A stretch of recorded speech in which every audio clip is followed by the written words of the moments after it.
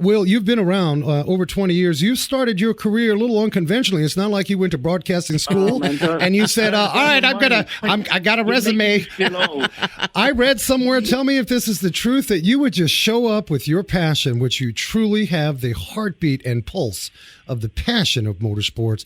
You would just travel along and hit all the circuits that you could and write. That's how you started. Yeah, I toured around Europe in a camper van. Just load up a camper van, get a couple of canned pieces of food, and off you go. I couldn't afford food, mate. It was gas or food, and I went for gas so I could get to the races. Incredible. And so you started showing face. You started to gain respect as a journalist. And so transitioning from that camper, you believed, because of your passion, you were in the right place always, because that's where your passion was fitting. How did you transition formally? Tell us about your first formal gig as a broadcaster or a journalist there.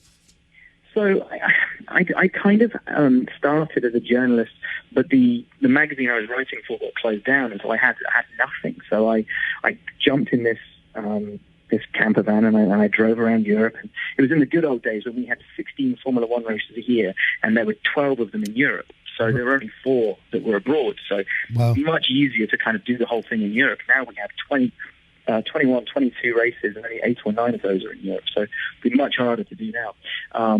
But the end of that year in the camper van, I got offered a role to be press officer of a new championship that was starting called GP2, which Nice. was the Formula 2 of its time, so the forerunner of Formula 2. So I'm very, very close to that championship.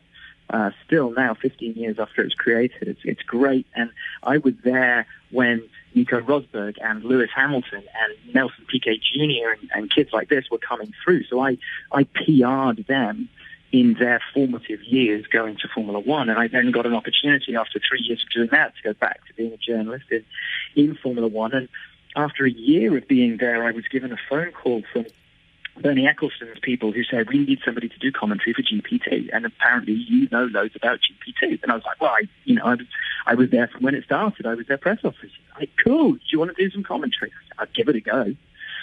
So, you said, I give it a go. You've been waiting. You're traveling in this little RV around, hitting it all the circuit, and you're like, I give it a go. No, you were just. I know you were excited because you were already in it. Give it a go. I can't go that badly. I've done karaoke and not messed that up, so I can hold a microphone. It'll be fine. And so I did that, and I did it for a year.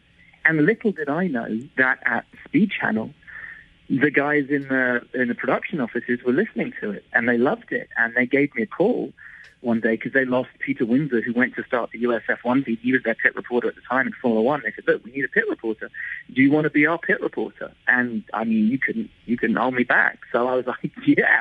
So I did. I went to Speed Channel, and I had 3 amazing years at Speed. And then the broadcast rights transferred over to NBC, and I was incredibly fortunate that the guys at NBC and NBC Sports gave me a chance.